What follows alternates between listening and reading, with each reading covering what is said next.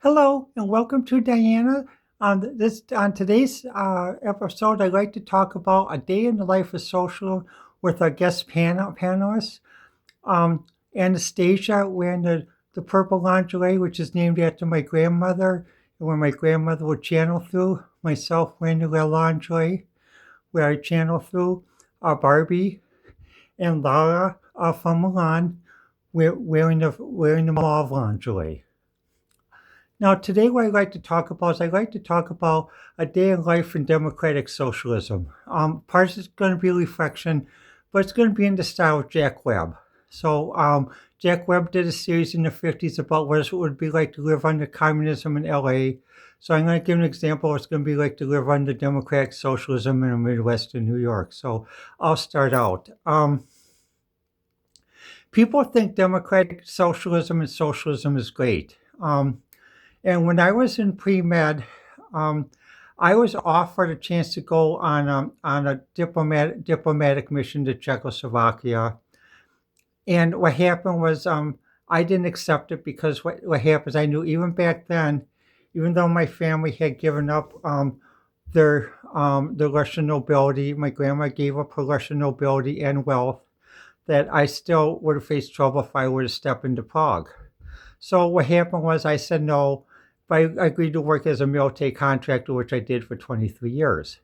However, they asked a friend of mine, and a friend of mine, I'll just say, um, her name, I'll use the nickname M, to protect her identity. And what happened was and she came to me, and what happened was, first thing she said, well, that's strange. They sent me this paperwork for something called an internal passport. And I said, well, I said, are you really sure what you're going to do? What you're going to do? So I went to a professor of mine who was in my pre-med. He worked with the United Nations at that time. And he says, are you sure you know what you're getting into? And she said, well, they told me that if I do this, that they're going to help me with medical school and everything else. It's just a diplomat. Says, well, do you understand what happens if you misbehave and you get caught? You'll be spending the rest of your life in the Lubyanka.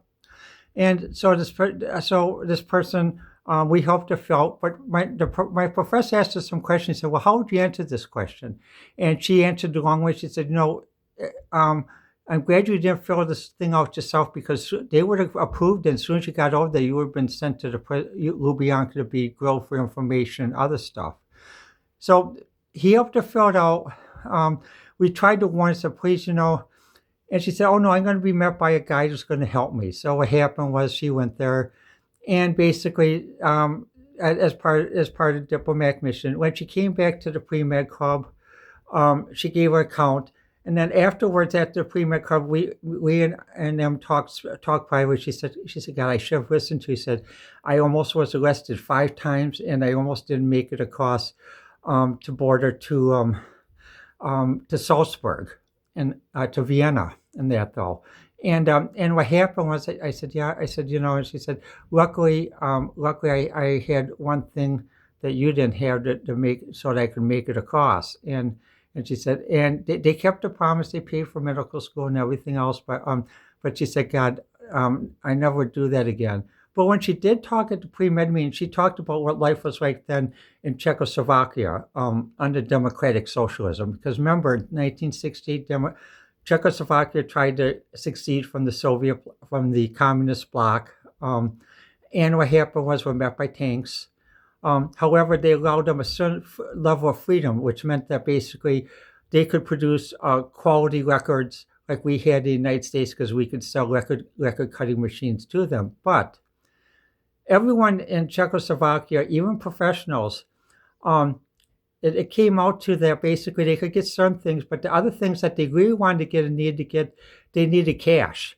And so many people think, well, it's a worker's paradise. We're only going to work 4.5 days a week, maybe 37 hours a week. No. They worked the whole Saturday to earn American dollars so that basically they could go across the border to West Germany to buy stuff and other stuff. And even then, that was taxed, and they were watched what they bought, and limited how many times they could go over. So, and these are people who were doctors, nurses, computer scientists, accountants, as well as workers. And so what happened was, if you wanted to buy crappy food, you could always buy it at the convenience store. But basically, if you wanted to buy the good stuff, in London we trust, all others pay cash. In London we trust, all others pay cash. In London we trust, all others we pay cash at the good stores where you had to use U.S. dollars to buy. You couldn't use the communist money to get the good stuff. Well, my grandmother Anastasia wanted to jump in. You're right, Sanok. As you mentioned, my family was upper class Russian, and we gave up many things when we came to the United States. And I remember basically some of the lies that we were told. I was actually at one point forced to meet Lenin and Stalin. Of the two, I consider Lenin the devil incarnate. Because basically, although he claimed he was a communist, soon as the Tsar's family was evicted from the Kremlin, he wanted the car keys to the 5 Rolls Royces and title of the Rolls Royces, not to the state, to him. And he let other people drive broken down trucks with the Bolsheviks were not fixed. And like I always told you, never trust a Bolshevik. Don't trust anyone who doesn't believe in God. And because Bolsheviks are very good at lying, they're very good at turning your words around. And I'm glad that basically you resisted many things, because I was worried when you went to college and you had some liberal professors who tried to. Oh, Barbie, did you want to hop in? Yes, well, I agree with your grandmother. I agree that people have a right to different political opinions and political things, but the problem is communism is not what it's made out to be. And it's not the workers' paradise. It doesn't help things. It actually makes things worse. Um, I know she didn't mention the movie The Spy Who Came In From the Cold, but I would like to comment on that. In the movie The Spy Who Came, I know present company included knows the movie, but for our audience, in the movie The Spy Who Came In From the Cold is about Richard Burton played a British worker from British intelligence who was sent to observe the UK Communist Party. And at one point, they made out that he was fired, and so basically, no one give him credit. He was befriended by a friendly librarian who is a very good person, and she believed in the UK Communist Party because in the UK Communist Party they showed a different leaf than what they normally do. They offered people food, they offered people coffee, they offered people shelter. And at one point, what happened was it came to a point where he actually had to go and follow one person into former East Germany. And what happened, the librarian asked if she could come with him because she said, well, I've been invited to a youth conference in East Germany because of my activity in Ukraine. He said, well, you sure you really want to go? He says, well, are you sure this is just a youth conference? He says, oh, yes, they told me I'm in good state. He says, well, I really wish you wouldn't go. But he says, well, since you insist, okay. So they go first to the Netherlands, and the Netherlands is still in the good behavior. The Communist Party is still in the good. But then when they get to former East Germany, and she asks about it, he says, well, the youth conference has been canceled. We actually wanted you to come for another reason. We're concerned that you're not following and being a good communist. Well, what do you mean by that? I never was told that. Well, how dare you talk back to me? I'm the commissar. We're going to hold a trial right now. You're guilty of this. And again, the person was guilty and has to prove themselves innocent. They have no time to prepare the case, no time to make a comment. And also, we told the press about you. They also tried through the press, lawfare, like was done in 2020 election. And oh Lord, you want to jump in? Yes. Well, in Italy, where I'm from, in Milan, we have different political parties. We even have the Communist Party, but basically, and the Socialist Party. But however,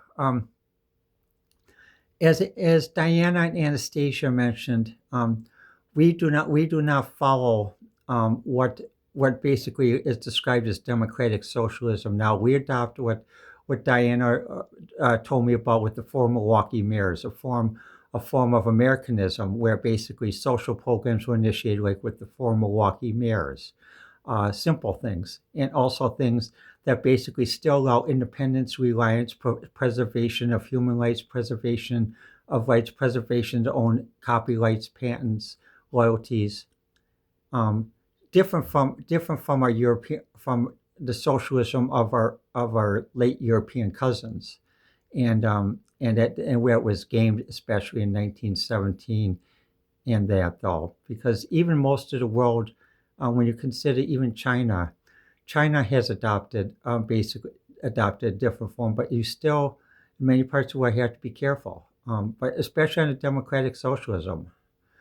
Oh, Diana, you wanted to say something? Yes. Well, what scares me about democratic socialism is that how many friends of mine who are in their 30s and 20s are being hypnotized or swayed by this because they're too young to remember what it was like basically during the Cold War and during that time. And even during the Cold War, what happened was I still consider um, two two two two visitors from China that they were going to Carthage College.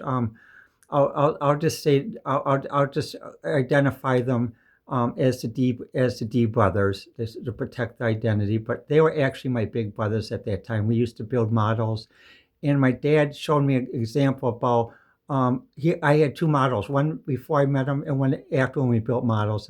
And my dad always had this on his desk at Walker showing people. And my dad said, when China finally gets over some of the bad aspects of what we call democratic socialism, to adopt the market economy and other things, and allows people to keep what they earn and keep what they create, they're gonna make a lot of great products that people buy, and that's true. A lot of people buy stuff through AliExpress, Temu. I buy stuff. Sometimes I buy used chips and sometimes new chips. But basically, for me, it works. It works for everybody. Also with Afterpay, very good. But see, the thing is, that's not democratic socialism. That's democratic socialism is an old 19th century version of gamed communism that doesn't work and actually enslaves people. And that's why in some ways that's why I'm against democratic socialism. Oh, Barbie, you want to jump in? Yes. Well, the thing is, it, people are being swayed by the press, and that's why basically sometimes when we watch the news, we are very selective as to what news we watch, and we watch news that we basically know the bias that exists of the reporters. For example, we watch a lot of Newsmax, even though a lot of people say, well, that's a conservative station. But what happens is they're conservative, but they're very much like the old CBS of Edward R. Murrow and Walter Cronkite and Carl Zimmerman of Milwaukee WITI TV6, being balanced. Sometimes their political views come in, but they're balanced. Um, Other times we try to watch PBS. We can watch some of it.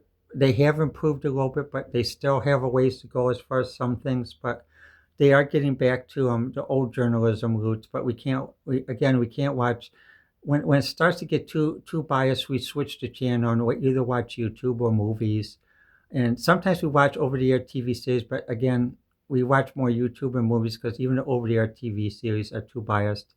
Even like the new Star Trek and the new Doctor Who is too biased as well. Like for example, Diana, we all watched the thing where Diana found something about where Doctor Who had become too woke. Laura, oh, you want to jump in? Yes. Well, in Italy, Doctor Who was known as Doctor Kien because of an Italian Kien means who. And even my friends in Italy have told me that basically they're concerned about it as well because they thought it was more towards a gender-based thing about rather than the original story of Doctor Who, premise of Doctor Who, talking about societal aspects through a science fiction context, through an alien visitor who's a friend of people on Earth, but basically still prefers to stay basically not in the limelight, but helps out when they can. Anastasia, oh, you want yes, well, right, exactly. Even in Russia, and during the Cold War, Doctor Who was one of the series that transcended the Cold War, just like the writings of Stanislaw Lem, who was Polish, who wrote science fiction that transcended the Cold War in the Star Diaries. And in this case, it was something that passed through the censors of the democratic socialism practice of what's called today, or basically the old style communism back then, and allowed people sort of to communicate past the artificial barriers. But one thing I like to mention though, and have Diane explain it more, was about music. Yes, well, thanks, Grandma. Yeah, I know you know you all Mom and Dad. You always liked it when I had Friday night videos. Mom and Dad called it like it's similar to like your hit parade that they used to watch in the 50s and the 60s. And I know what you always liked is that basically, even by the 80s, much of the music that was shown was unfiltered.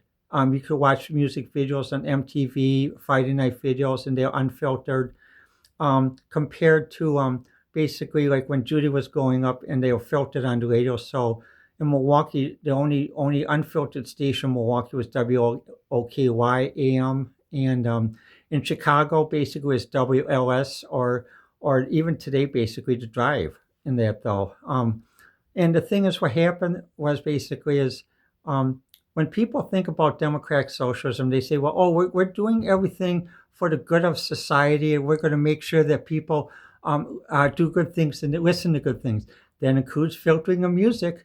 So if you have any music that the Democratic Socialist Central Committee finds some part of the lyrics offensive, don't be surprised if your record's not played on the radio, played on streaming, and you have your royalties taken away, and you're called before a committee to justify your loyalty in some way or another. And that, oh, Laura, you want to jump in? Yes. And in Europe during that time, we had to watch very carefully of that, because we'd have some people who tried to claim that basically that they're liberal, but they actually were old style communists trying to influence the Ministry of Arts and Arts Council to do this. Just like in Europe, how there's some people doing Russophobia. It's the same thing as the bad communism, by not allowing all groups to speak. And so basically, many people in Eastern Europe, is interesting how we had to get different lock records to people in Eastern Europe. And to those of you in New York and other places where democratic communism has a stronghold, you may have to do the same thing. We had to find old classical music covers, and like to send albums like Heart, ELO, Loverboy, Voyager. We had to put them in an album, and then also we had to put them inside the album paper. But we had to put them in such a way that when someone opened it up, we have to find a double album cover. So what would we do? We'd have to put 3 records in instead of 2. So the central record was actually the rock album, and the other 2 outside albums were classical albums. So if someone when an inspector opened up, he'd see, well, oh, Rachmaninoff, and you look on the list. Okay, well, this one's approved, or basically some other thing that this is approved. But then inside the center was the actual record, and so we had to pick a record jacket that was a classical music record jacket. So in a way, it's like sneaking it through the system. And if to the people who vote for communism, this new communism, if you want to live that way, I don't think you're going to like it. Many people, even in Italy, we even sort of learned the thing about getting too close to communism ourselves. Oh, Barbie, you want to say something? Yes, and Barbie is about basically worldwide working together, and it is different cultures. Laura's from Milan. I was born in the United States. Diana was born in the United States. Diana's grandmother Anastasia was born in St. Petersburg. Also we have Barbies. There's members of our Barbie sorority in different Arabic countries, Israel. Barbies are Palestinian, and basically we want to say that basically everyone has a right to exist. Everyone has a right to live. No one has a right to experience genocide. But this society, that's why we're concerned about democratic socialism, because it's another regression as to what's going on with genocide today, like that though. Diane, did you want to jump in? Yes, I'm glad you said that, Barbie, because some news agencies have been slow to adopt this. I'm glad to see that Sky News adopted it sooner than other British broadcasting companies, and also that some of the British papers adopted it sooner too. Finally, that everyone is on board. That something needs to be done about the genocide. and something needs to be done about the European war. Basically, the thing is, though, with democratic socialism, when people think, well, that's the answer. There are many young people and many friends of mine who are in the 20s and 30s that post these talking points that they give them, and they have people that are very persuasive. They say, I'm your friend. You can trust me. We're not going to do like we did in the past. We learned our lesson. Please, what I say, don't trust them. Oh, Grandma, did you want to say something? Yes, Sanok.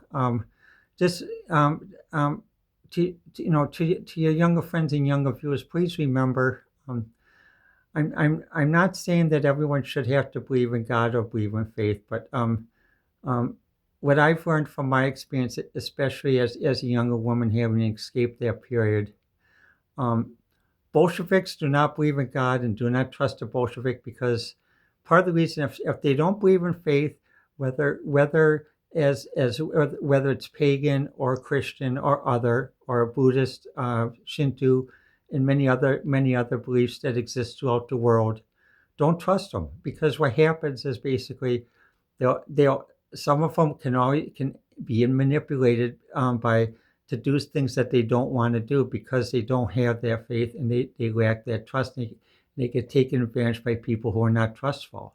So please don't be lured by the false communism.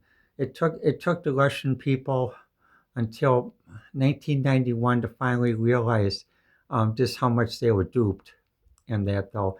And even today, people may complain about some aspects of Russia, but basically, it is far different than living under the what's called democratic socialism or the old communism of today. It's not perfect. So there's still steps that need to be done in Russia. However, basically, it's better than it was.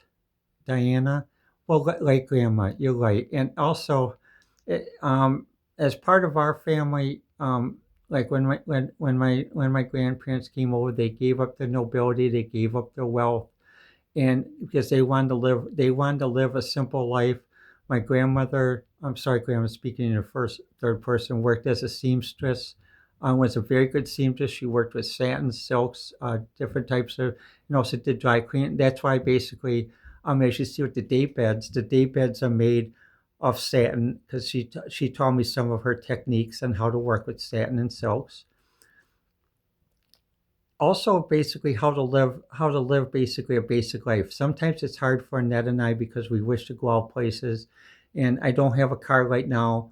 But the problem is based on, again, what I would call basically excessive environmental policies that are almost communistic, that force people not to have a car, force them to lease a car. It's very hard for me and many others to get a car because one failed inspection is $900 that we have to pay and repair. We have to pay it in 2 months. Also, the car is delicensed, then we have to recertify the car and pay another $900. And when you're making living on Social Security, that's a killer. And even when I see people today driving, most of the cars I see is people are driving a lease cars. They don't own them. Lease is not owning. And I prefer that we lived the old America way, even up to the 90s, where people actually owned their cars. Oh, Grandma, you wanted to say something? Yes, ownership is the biggest difference, because how would you feel that if you came up with a good book, a good play, a song, a video, and suddenly someone says, well, basically you're making too much from this. You got to share this with everyone else, and you because you're making too much off this, and then what happens? Your share, everyone else gets paid more than you do, and you end up having to apply for welfare to live on because you're too creative. That's not fair. So just remember, democratic socialism. If you support it, if you're a musician, a creative person, or make anything, or you even run a business, you're going to lose all rights to copyright, patents, trademarks, and royalties. Because what happens, they're going to say you're making too much royalties and you have to give them to the state. Thank you, Grandma, for bringing that up. Yes. And even George Orwell brought this up in a book which he talked about where one person made a pie and he is going to share part of the pie with the village. But the Central Committee of the Village saw the pie and they said, well, we'll share with the village. You don't have to, we'll do it. By the time he got the pie back, he only was able to eat the crumbs. And what happened? They gorged themselves on his pie, and then everyone wondered, why didn't he make another pie? They said, boy, that pie was good. It's so great, but he never made another pie. So something to think about. Don't be fooled by democratic socialism, this new form of communism. It's better to solve things the American way, like in the songs of American Pie by Madonna and Don McLean. Because in the 70s we had a lot of problems, but what happens, even with those problems, that helped us free other people from the Cold War. So let me know what you think. Let us know what you think. And the best way to reach us is on YouTube, Facebook, Blue Sky, and X. And this has been Ideas with Diana, with myself, to my left, channeling in my grandmother Anastasia, myself, to my right Barbie, and to Barbie's right Laura. And thank you for watching.